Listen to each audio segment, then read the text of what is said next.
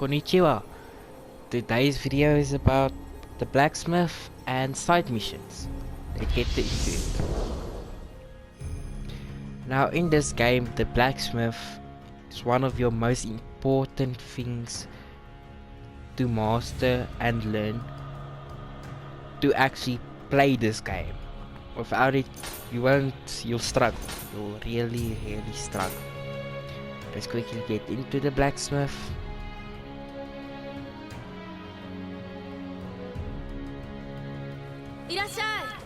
This is stone.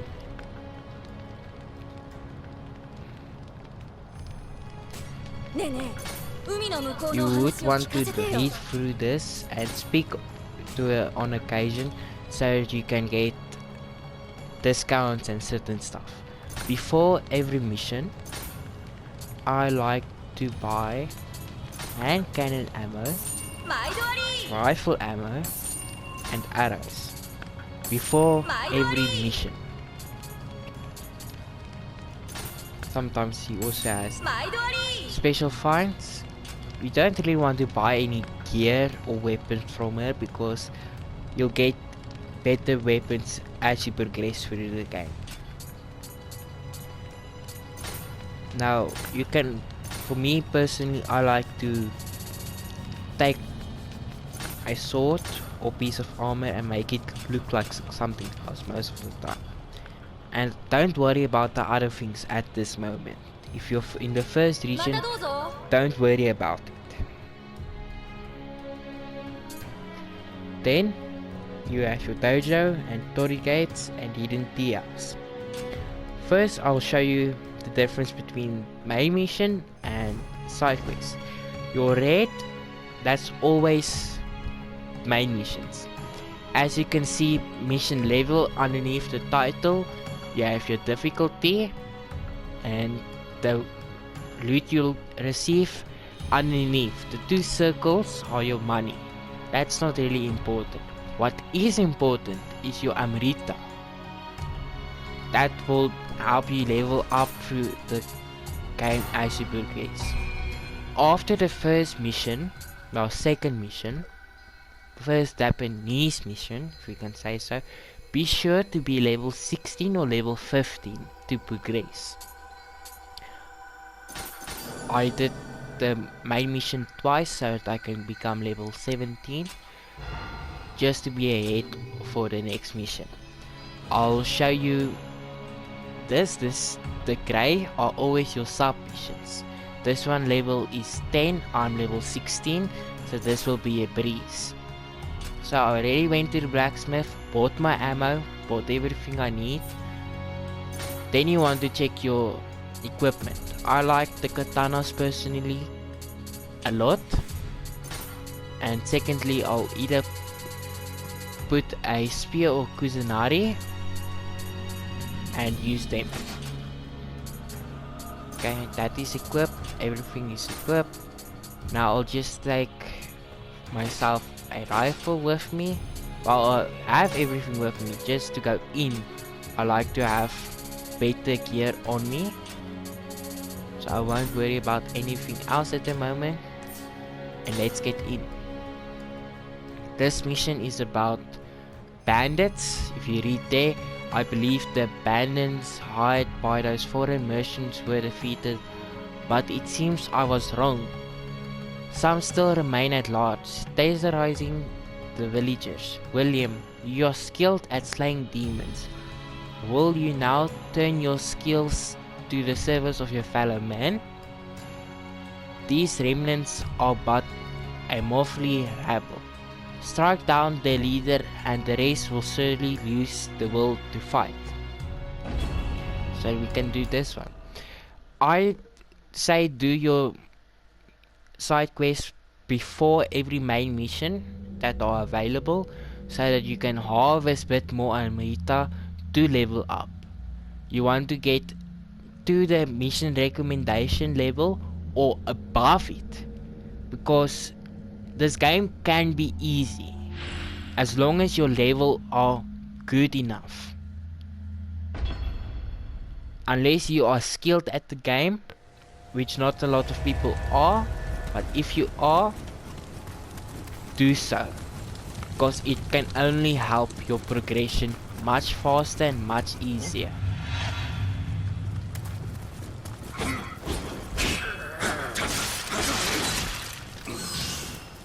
These are your, I must have put it, bit more elite enemies. They are captains, bandit captains. They are a bit stronger than your foot soldiers normally. You typically get 4 different types of enemies in this game.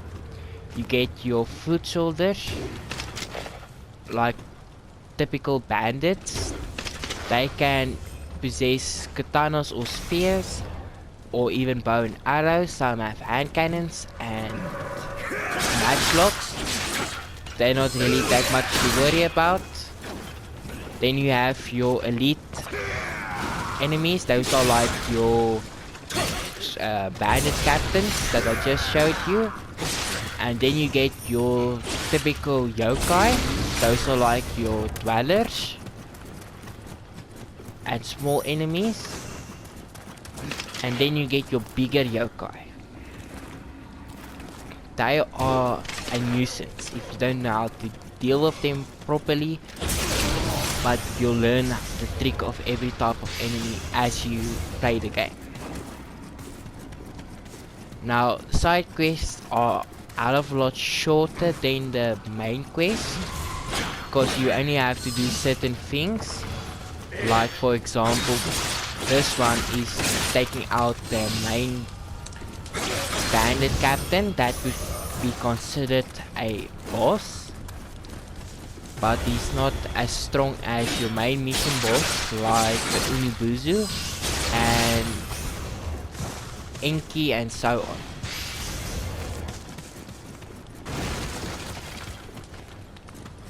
Now the structure of your side quests are a lot like the main quest, but mostly in the daytime, and your checkpoints, not spawn points, are differently located, but enemy types are more or less the same. If you have these enemies in the main quest, you will also have them in the side quests.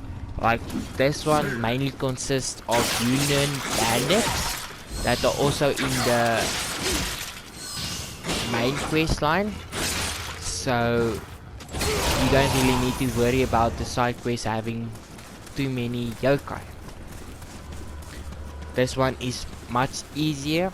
I recommend you butcher every enemy in a side quest mission for the Amrita grind, just so you stay ahead of your leveling up, because if you die twice without leveling up, you lose all your Amrita, and without your Amrita in this game, you won't progress far. You can progress, but it will take you forever. Let's just quickly cut through these enemies.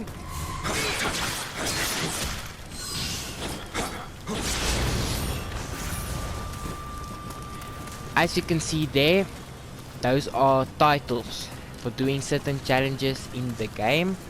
After I kill these two, I'll show you what your titles do for you.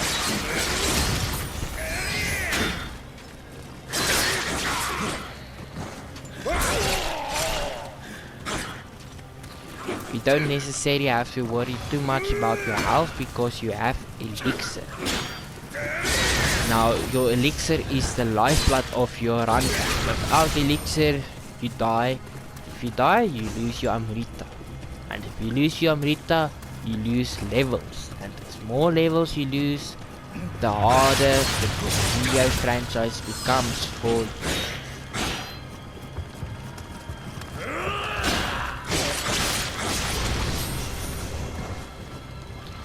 The armor I'm wearing is the Nioh set. You get it from Bonds in the beginning of the game. That's at the shrine, or you pick it up. It's not my favorite armor to use in the game, but this is a new playthrough, so This is what we have at the beginning.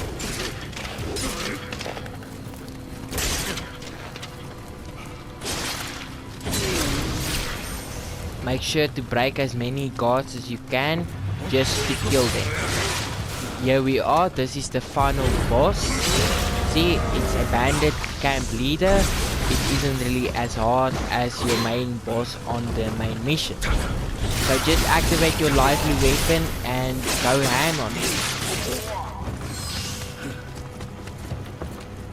As you can see, he doesn't wear any headsets, so you can just fire, take his life. Now something I like to do, not always, is bow at every checkpoint. See, the mission is complete. I'll end the mission. I have 6,291 Amrita at the bottom, so that's about 1 or 2 level ups. Some side quests do provide you with your guardian spirits, but mostly they are for Amrita farming.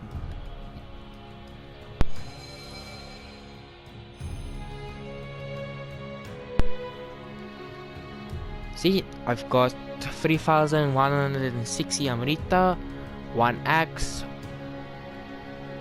and double swords. The hair are also important, those are your locks. Let's quickly go into that. See, this is young samurai locks. Use it and you'll obtain skill points, if I can say it. Okay, let's quickly show you how the leveling up system works. You have your body, heart, stamina, strength, skill, dexterity, magic and spirit. Your body is the most important one. I like to keep everything balanced, so I'll level up everything at once. You get life bonus, attack bonuses, equipment weight rate that drops. Everyone has different type of power ups. Like this one boosts the guardian spirit bond. I think I'll do this one and that one. So now I'm level 17. 19, sorry. Your guardian spirit. For the first region or first 2 regions, I like to use Kaito because it's a fire damaging one. When we get to Unibuzu, you'll see why this is important.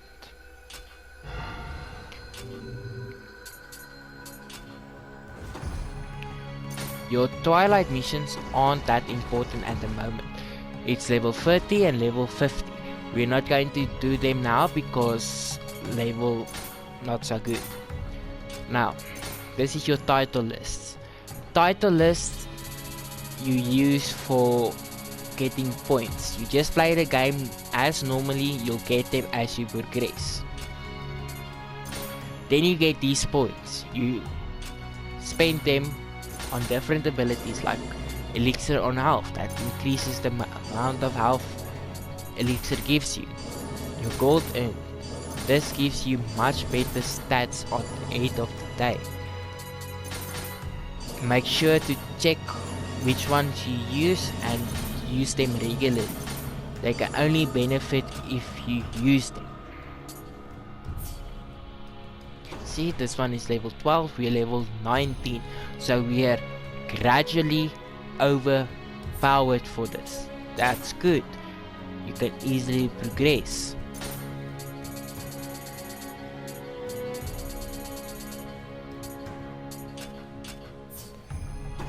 Next video I'll be talking about the dojo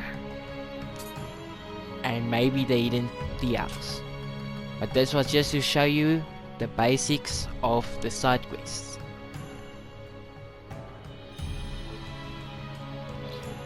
This was Sensei Isotonic.